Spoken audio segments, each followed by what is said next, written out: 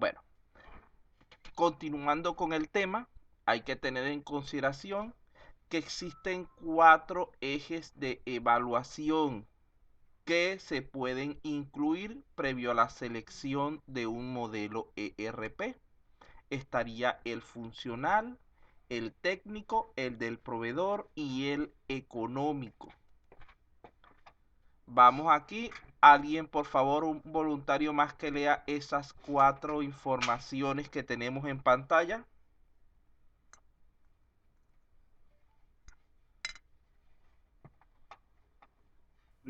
Presente, profesor. Ajá. Ya, el eje de evaluación funcional permite conocer el potencial del software para dar soporte a los procesos centrales de la empresa.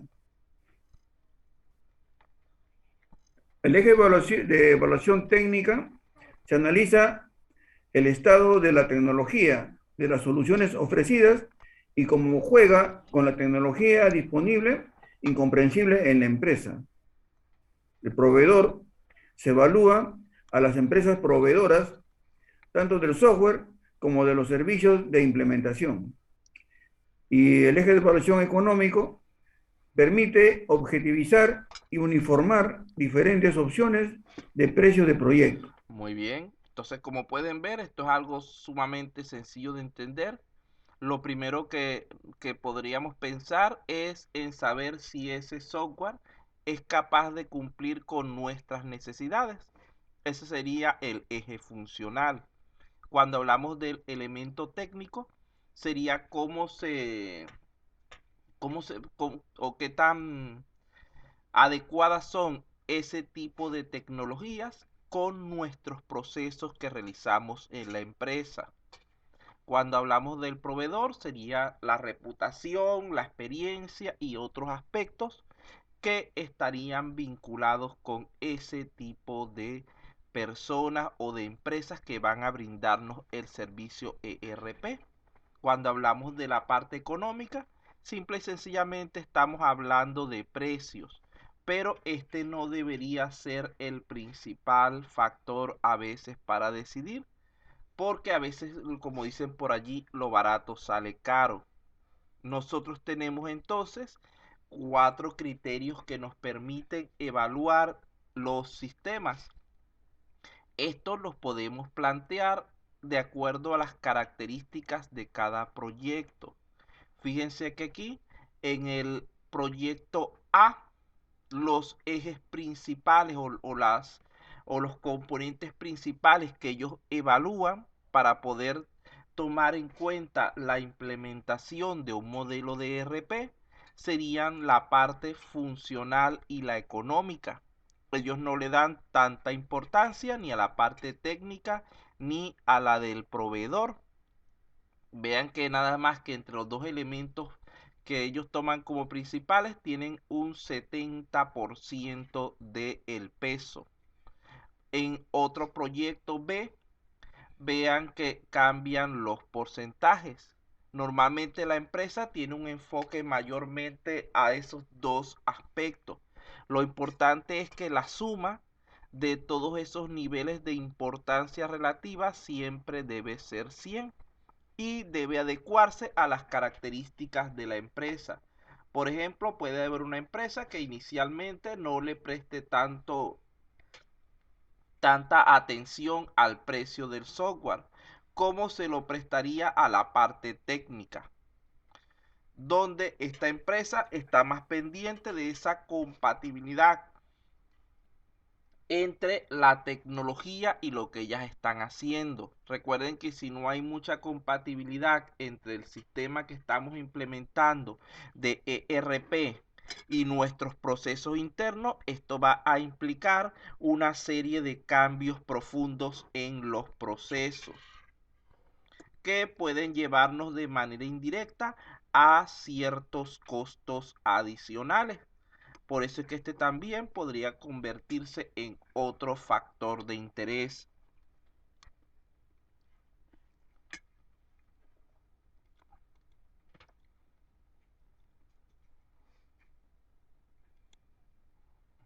Bueno, tenemos por allí lo que es la relación entre la empresa y los proveedores, que también hay que tomarlo en cuenta.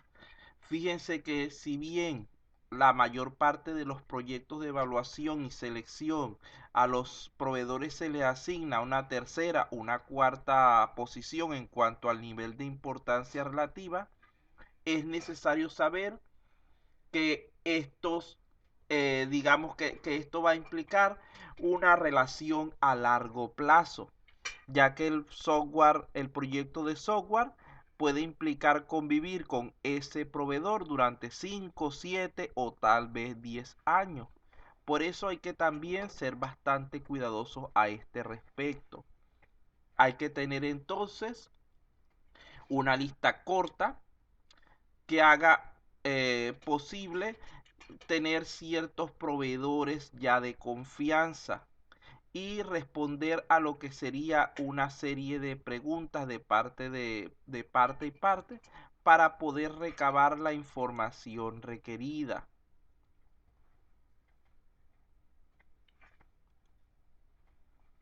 Aquí tenemos entonces algunos aspectos mediante los cuales podemos nosotros establecer si un proveedor es mejor que otro.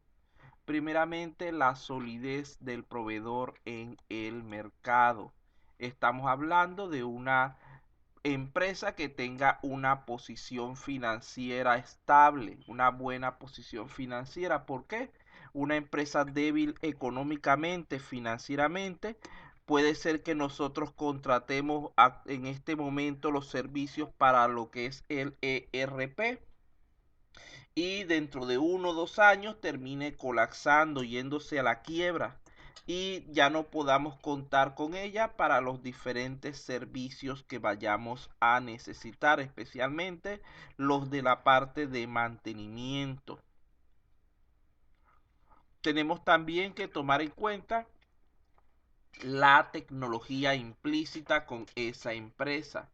Recordemos que hay algunos productos de tipo ERP que llevan muchos años en el mercado y que inicialmente parecen una buena elección.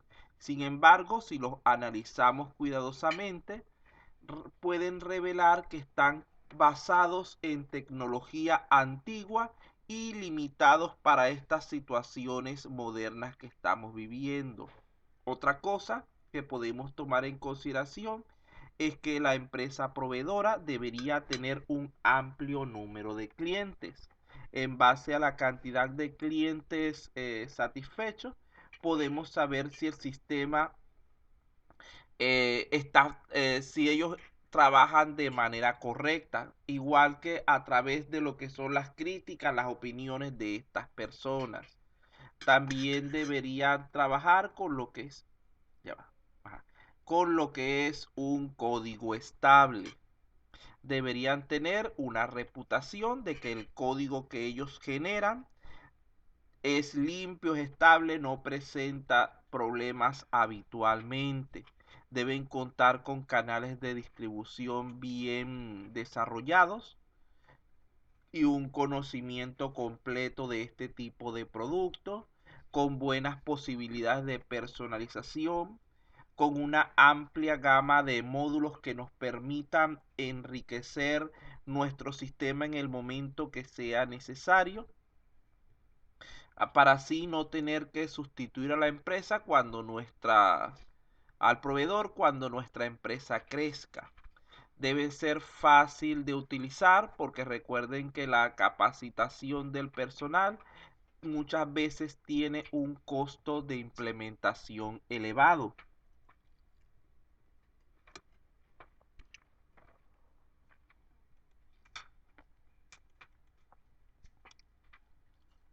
Fíjense que antes de lo que es decidir respecto a un ERP en específico, debemos generar cierta documentación previa. En primer lugar estaría el RFI, que viene a ser una solicitud de información. Esta es una propuesta solicitada a los potenciales proveedores para determinar qué productos y servicios tienen ellos disponibles, están disponibles en el mercado, que permitan satisfacer nuestras necesidades, así como también conocer las capacidades del proveedor en términos de oferta y sus fortalezas. Este tipo de documentos RFI es de uso común en las principales adquisiciones, cuando este requisito podría ser potencialmente satisfecho por diversos proveedores. Pero un RFI, de todas maneras, una solicitud de información, a final de cuentas no es una invitación a presentar ofertas. No nos vincula para nada con el proveedor y puede o no conducirnos a lo que sería el siguiente documento. El siguiente documento sería el RFP, que sería la solicitud de propuesta. Como sucede normalmente, es necesario utilizar el sentido común antes de dirigirnos a aplicar este documento, ya que, por ejemplo, eh, si vamos a aplicarlo de manera incorrecta, podríamos caer en compromisos innecesarios con ciertos proveedores. Por ello es que debemos primero obtener información importante. Normalmente este tipo de documentos RFP no se utilizan para productos sencillos, tales como compras de material de oficina, sino para productos y servicios complejos y altamente personalizados, como podría ser el diseño de una aplicación o de una página web que cuente con muchos requisitos y requiera de varios tipos de documentos. Es decir, esta sería el tipo de documento de solicitud que generalmente está más relacionada ya con la toma de decisión respecto al ERP. Aquí en el primero lo que hacemos es obtener una lista amplia de los diversos proveedores disponibles. Aquí en el RFP lo que hacemos es filtrar la lista anterior y enviar la solicitud de propuesta solo a aquellos que nos parezcan más adecuados. Para el caso de productos simples no utilizamos un ERFP, sino utilizamos una solicitud de cotizaciones, la cual es más corta y requiere menos preparación que el RFP. Pregunto, ¿entienden la diferencia entre estos tres tipos de documentos?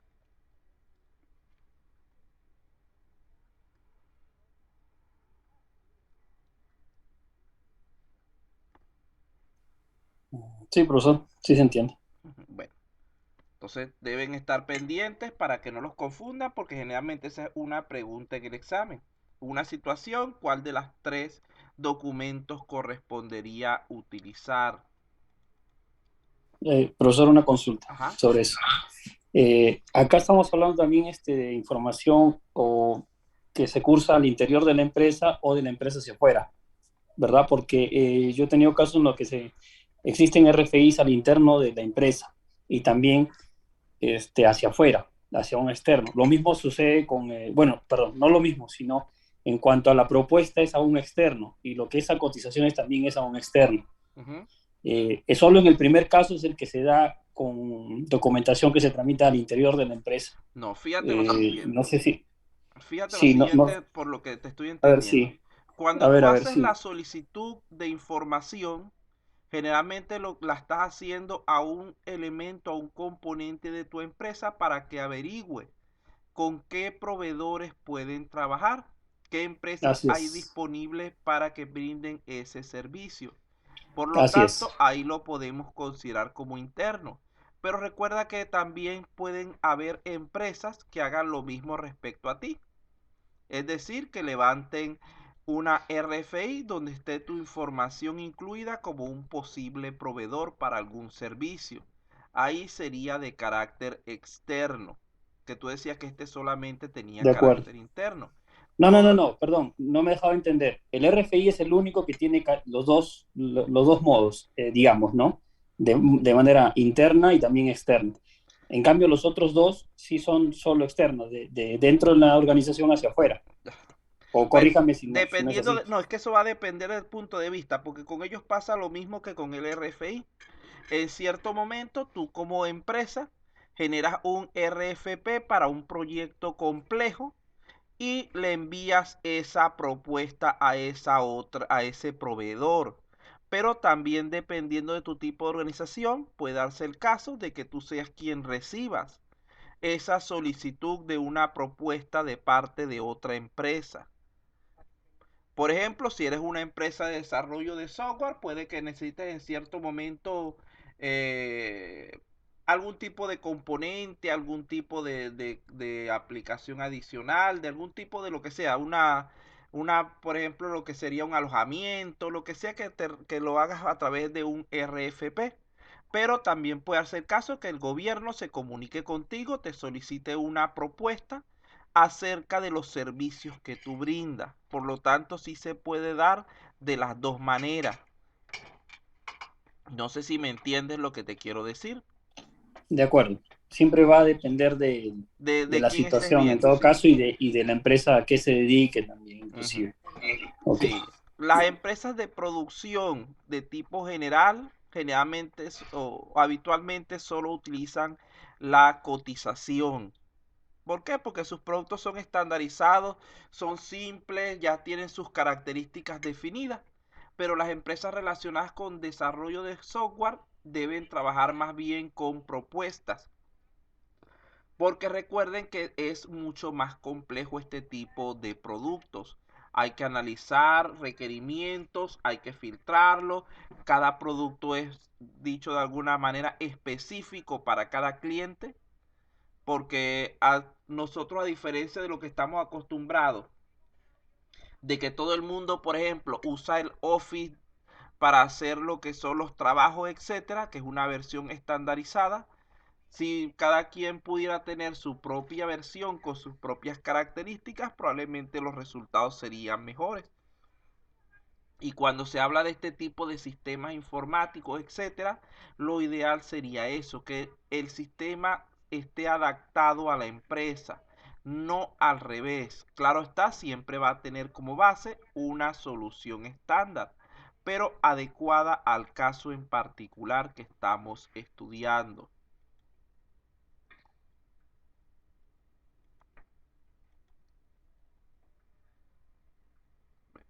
Vamos, ya estamos a punto de terminar con el tiempo por hoy. Vamos a avanzar con una o dos diapositivas más y dejamos el resto para la próxima clase. Recuerden que el material que se da hoy ya se tiene como clase vista. Por lo tanto, no lo voy a volver a abordar, sino tal vez como un resumen de algunos aspectos de la próxima clase. Por ello, no deben perderse sus clases especiales cuando toque darlas.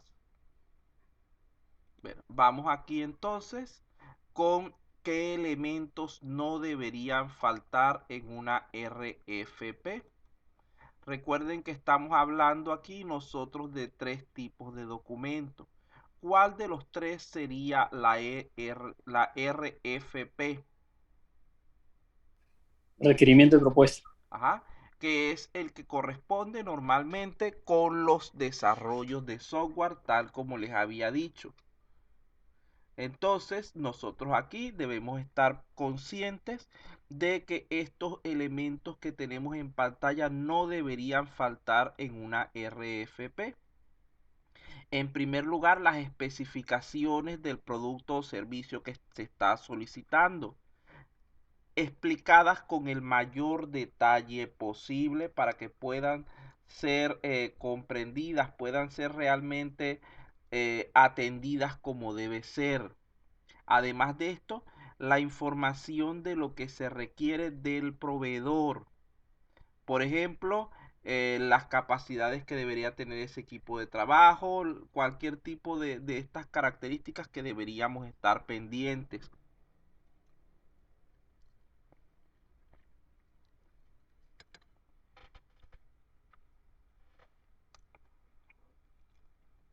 Debemos señalar también cuáles van a ser nuestros criterios para elegir o descalificar entre los diversos proveedores que ofrecen el servicio. ¿Cuáles son las fechas claves? Por ejemplo, las de inicio y cierre del proyecto y del proceso, las de visitas a las instalaciones, etcétera. Estamos hablando aquí, digamos que esta propuesta es algo así como una licitación, pero más extendida en cuanto a sus detalles. Los requerimientos de confidencialidad, que alguien me los nombró por ahí, protección de datos. El modelo de contrato que vamos a realizar. Finalmente, ya para terminar por el día de hoy, aquí tenemos que cuando nosotros hacemos una implementación de un ERP, podríamos tener al menos 4 situaciones posibles. En primer lugar, que sea de tipo exitoso. Consideramos que un sistema es exitoso cuando alcanza las metas establecidas dentro del tiempo y el presupuesto prefijado. Es decir, cuando todo funciona al 100% bien.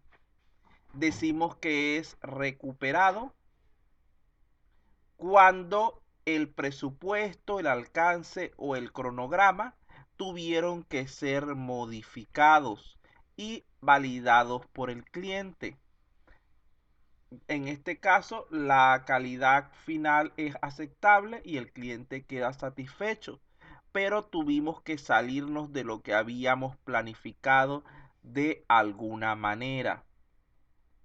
Decimos que el proyecto finaliza como terminado cuando es cancelado por razones fuera de lo que es el alcance de lo del cliente y del proveedor por elementos externos, tales como imagínense que un proyecto hubiera empezado a construirse y de repente tuvo que cancelarse por la eventualidad del COVID. Eso sería un proyecto terminado y habría el carácter de fallido cuando el proyecto es cancelado sin llegar a satisfacer los criterios establecidos.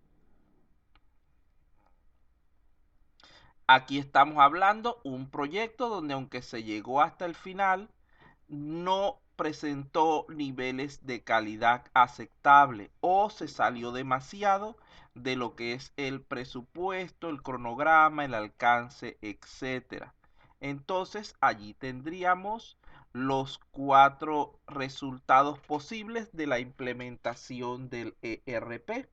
La idea es alcanzar siempre un resultado exitoso, pero ustedes saben que no siempre esto es posible. ¿Alguna pregunta, alguna duda para ya cerrar lo que es esta sesión?